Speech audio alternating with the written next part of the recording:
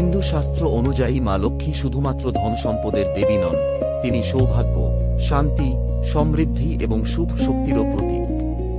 কিন্তু অনেক সময় দেখা যায় কিছু পরিবারে অর্থ এলেও তা স্থায়ী হয় না, সংসারে অশান্তি লেগেই থাকে কিংবা বারবার আর্থিক সংকট দেখা দেয়।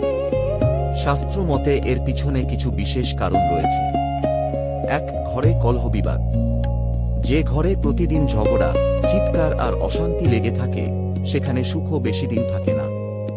স্বামী স্ত্রী একে অপরকে সম্মান না করলে সংসারের পরিবেশ ভারী হয়ে যায়। মা লক্ষ্মীর উপদেশ। যে গৃহে শান্তির দীপ জ্বলে সেই গৃহেই আমি স্থায়ীভাবে বাস করি। ২. মিথ্যা ও প্রতারণা। অসৎ পথে অর্জিত অর্থ হয়তো কিছুদিন আনন্দ দেয়, কিন্তু তা স্থায়ী সমৃদ্ধি এনে দিতে পারে না। মা লক্ষ্মীর উপদেশ। সত্যের পথে চলা মানুষকে আমি কখনো একা ছেড়ে দিই না। ৩. বয়োজ্যেষ্ঠদের অসম্মান। যে সন্তান নিজের বাবা মা বা গুরুজনদের সম্মান করে না, সে জীবনের বড় আশীর্বাদ থেকে বঞ্চিত হয়। মা লক্ষ্মীর উপদেশ। যেখানে শ্রদ্ধা আছে সেখানেই আমার কৃপা প্রবাহিত হয়। ৪. অপরিচ্ছন্নতা। অগোছালো ও নোংরা পরিবেশ শুধু বাড়ির সৌন্দর্যই নষ্ট করে না, মানুষের মনকেও অস্থির করে তোলে।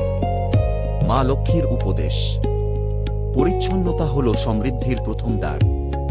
৫. অপচয় ও অহংকার। অনেকে অর্থকে নিজের শক্তি মনে করে অহংকার করেন, আবার অনেকে অপ্রয়োজনীয় খরচে সব নষ্ট করে ফেলেন। মা লক্ষ্মীর উপদেশ। যে অর্থকে সম্মান করে, অর্থ তাকে সম্মান করে। ৬. অভাবীদের প্রতি উদাসীনতা। দান মানেই বড় অঙ্কের অর্থ নয়। একটি সদয় কথা, একটি খাবার বা সামান্য সাহায্য অনেক বড় দান হতে পারে। মা লক্ষ্মীর উপদেশ। অন্যের মুখে হাসি ফোটানোই আমার পূজার এক মহান রূপ।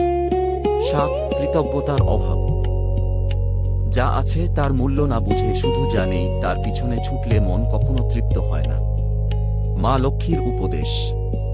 কৃতজ্ঞ হৃদয়েই আমি আমার আশীর্বাদের ভাণ্ডার উন্মুক্ত করি। মা লক্ষ্মী বলেন, ধন শুধু সোনারূপ নয়।